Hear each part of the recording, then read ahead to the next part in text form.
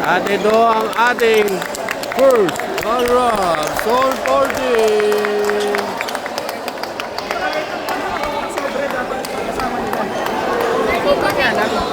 Zone 14 natin, si Cap.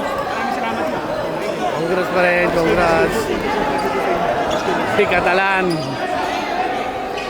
First runner-up natin, Zone 14 mga kaibigan. Dating champion.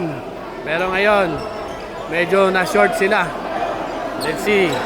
At makikita nyo kung sino ang nag-champion. Ito abot no.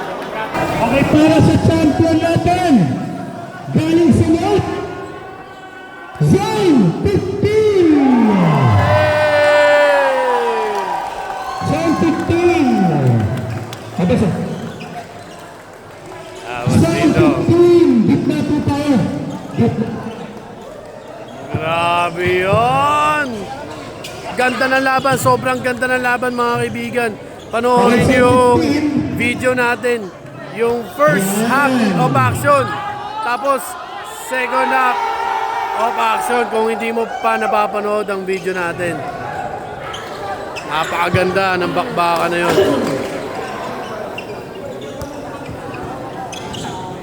So, ito po ang mga coaching staff plus players at ang mga sa barangay natin.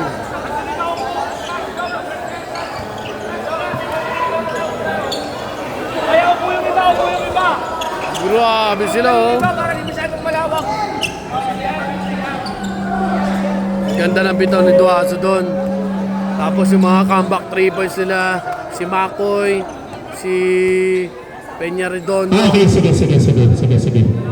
Grabe Wait sila. lang daw. Ayan. Sasama. Picture. Interzone 2025 champion. Yan!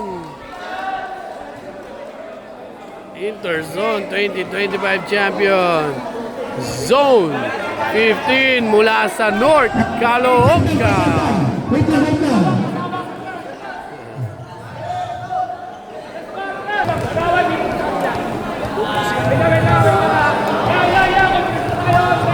Yan ang mga kasama natin sa barangay na yan, sila Kagawad.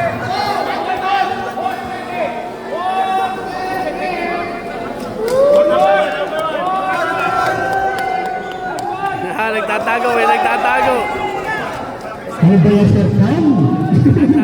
Nagtatago. Para sa finals MVP! Oy, finals MVP! MVP! Sino yan? Maybor Duaso! Iba talaga. Iba rin talaga si Duaso, man. Maybor Duaso, finals MVP! Halos lahat ng free throws niya, hindi niya nasablay. Lalong-lalo na yung crucial free throw. May cash prize din yan. MVP of 2025 sa ating Interzone. naman set. Kay Enrique ng Batang Malapitan. Kay Konhoka Malapitan. Kay Kondin Asistor. Maraming salamat po sa inyo. Sa Interzone 2025. Thank you. Thank you very much po. Kaya mga kaibigan, let's go! Congratulations sa sa Zone 14 syempre, first runner-up. Lalong-lalo na sa Zone 15, champion plus ang finals MVP natin na si Duaso. Congrats!